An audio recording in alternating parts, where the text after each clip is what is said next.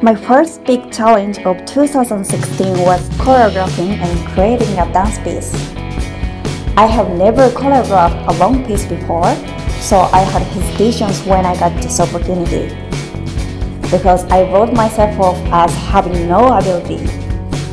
The reason why I'm deciding to try it is I felt a bigger desire and hesitation to choreograph this song, which gave me inspiration.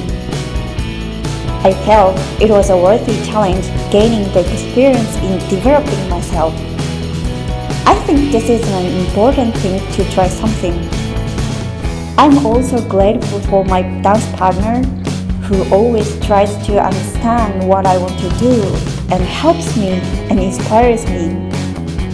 Trying always gives me experiences, and I hope someday the experiences will make me grow. My name is Chicago. I am a performer based in New York.